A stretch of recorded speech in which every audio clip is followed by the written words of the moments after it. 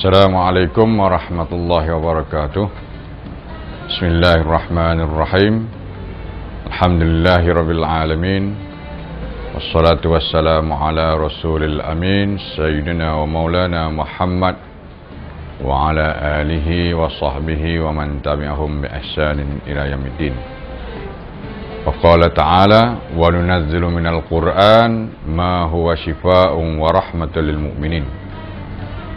Firman Allah itu yang bermaksud, kami turunkan dari Al-Quran itu perkara yang memberi penyembuhan dan rahmat.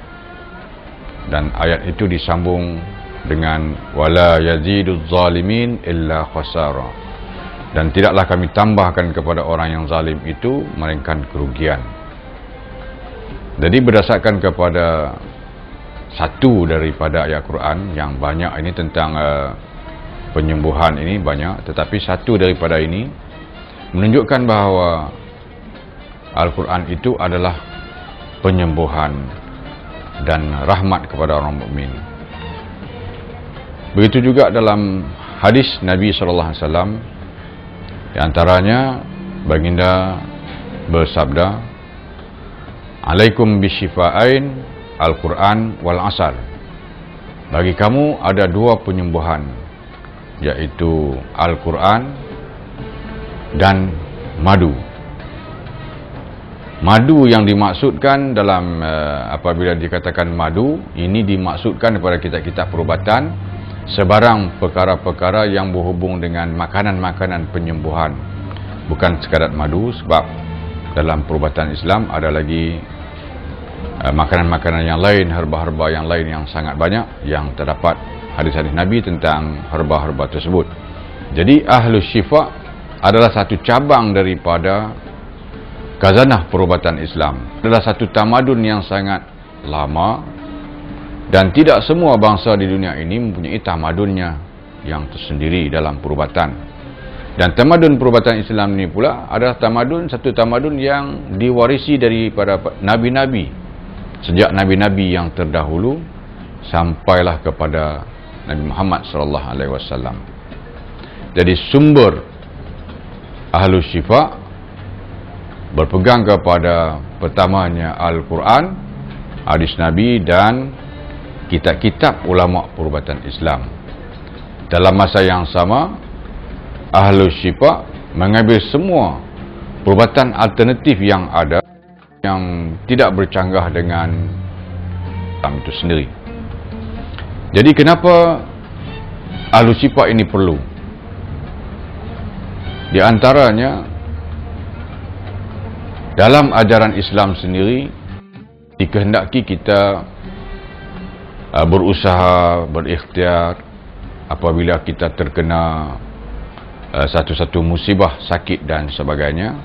Kita dikehendaki berusaha, berikhtiar.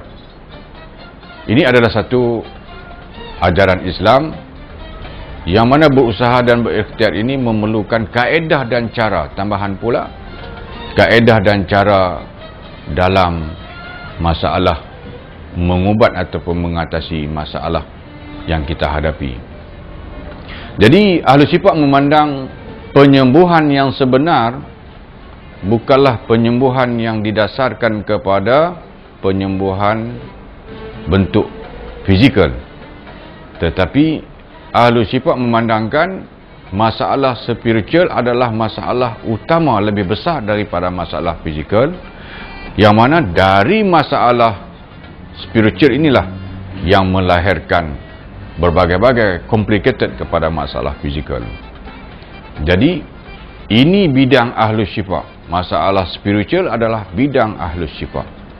Jadi manusia ataupun masyarakat perlu ketahui bagaimana untuk menguatkan masalah spiritual, supaya spiritual ni yang bersangkut paut dengan masalah kekuatan, semangat diri, roh dan sebagainya, supaya dia dapat mempertahankan diri daripada sebarang bentuk yang mengganggu masalah fizikalnya. Kalau masalah fizikal, patah dan sebagainya, untuk perubatan secara alopati hospital itu memang terkenal. Kalau masalah yang begitu, kita minta mereka rujuk kepada hospital lah, ataupun aksiden yang memerlukan pembedahan dan sebagainya, itu hospital lah. Tetapi di sini yang saya lihat ada beberapa masalah spiritual, masalah-masalah yang berhubung dengan masalah rumah tangga,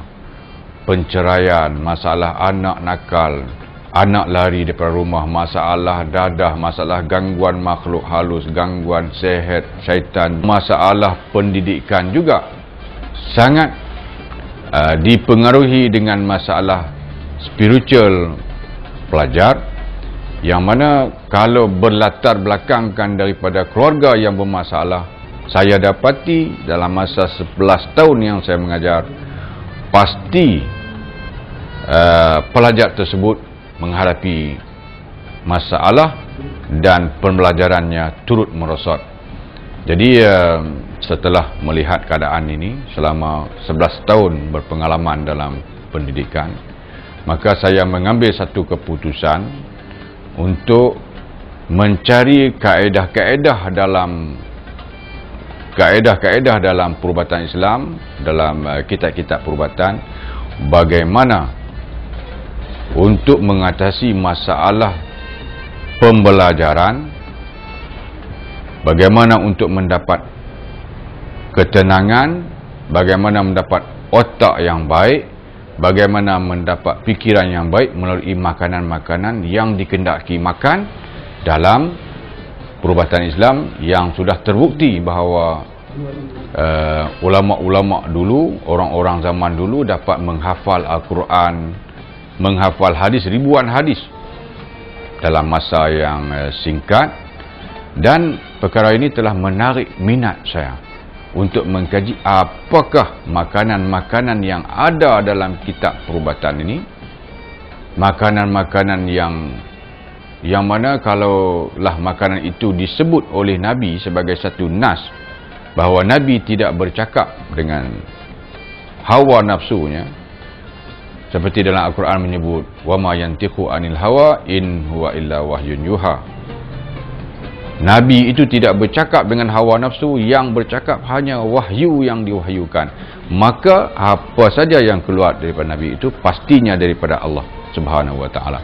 Dan Allah mencipta manusia dengan sebaik-baik kejadian, tentulah tidak melepaskan perkara yang penting dalam masalah akal ini, tentulah diberitakan perkara tersebut kepada Nabi untuk akal yang hebat. Maka akhirnya saya dapat satu idea, berjumpalah makanan-makanan, berbelas-belas makanan sebenarnya yang dikendaki makan.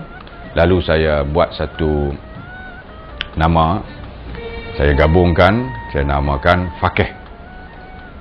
Fakih yang seperti yang ada dalam syarikat saya tu, fakih itu bermaksud bijak.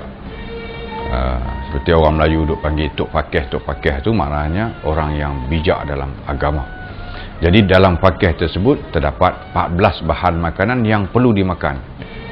Menjadi satu kejutan kepada masyarakat selepas daripada 14 bahan makanan yang dikendaki makan berdasarkan dalil.